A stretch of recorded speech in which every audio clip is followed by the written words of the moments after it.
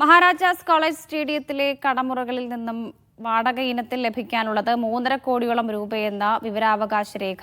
2 തവണ മാത്രമാണ് നഗരഹൃദയഭാഗത്ത് സ്ഥിതി ചെയ്യുന്ന കടമുറികൾക്ക് വാടക 25 വർഷത്തിനിടെ വർദ്ധിപ്പിച്ചത്. കോളേജിന്റെ വികസനത്തിന് ഉപയോഗിക്കേണ്ട തുകയാണ് അധികാരികളുടെ ഉദാസീനത മൂലം നഷ്ടമാകുന്നതെന്ന് KSU ആരോപിച്ചു.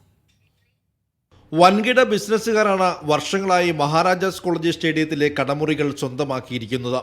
നഗരത്തിലെ കണ്ണായ ഭാഗത്തെ ഈ കടമുറികളുടെ വാടക കുടിശ്ശികയാകട്ടെ 3.5 കോടി രൂപ. വിവരാവകാശ രേഖ പ്രകാരം ലഭിച്ച കണക്കുകളിൽ നഗരത്തിലെ പ്രമുഖ ബിസിനസ് ഗ്രൂപ്പുകൾ തന്നെയാണ് വാടക കുടിശ്ശിക നൽകാനുള്ളത്.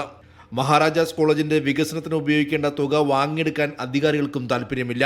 ഇതിന് പിന്നിൽ വൻ അഴിമതിയുണ്ടെന്ന് മഹാരാജാസിലെ KSU unit president Rajeev Patrick. 14ഓളം കടകളാണ് വാടക കുടിശ്ശിക തരാനുള്ളത്. ഇതിൻ്റെ അധികാരി എന്ന് പറയുന്നത് കോളേജ് പ്രിൻസിപ്പളാണ്.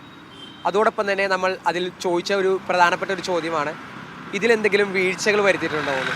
അപ്പോൾ അതിൽ കൃത്യമായി പറയുന്നുണ്ട് വീഴ്ചകൾ വന്നിട്ടുണ്ട്. അതോടൊപ്പം തന്നെ ആ വീഴ്ചകൾ വരുത്തിയ ഉദ്യോഗസ്ഥർക്കെതിരെ എന്തെങ്കിലും നടപടികൾ സ്വീകരിച്ചിട്ടുണ്ടോ എന്ന് രേഖകൾ പ്രകാരം ഇതുവരെ ഒരു നടപടികളും സ്വീകരിച്ചില്ല. അപ്പോൾ അതിൽ തന്നെ നമുക്ക് വെളിവാകുന്നത് ഇതിൻ്റെ വലിയൊരു അഴിമതിയുടെ കഥകൾ പുറത്തു വരാനുണ്ട്. ഈ കടമുറികൾക്ക് 25 വർഷത്തിനുള്ളിൽ 2 തവണ മാത്രമാണ് വാടക വർദ്ധിപ്പിച്ചത്. 2017-ലും 2021-ലും. എന്നിട്ടും വാടക നൽകാതെ തുടരുന്നവർക്കെതിരെ നടപടി ആവശ്യപ്പെട്ട് ജില്ലാ കളക്ടറെ സമീപിക്കാനൊരുങ്ങിയാണ് KSU. മീഡിയ 1 കൊച്ചി.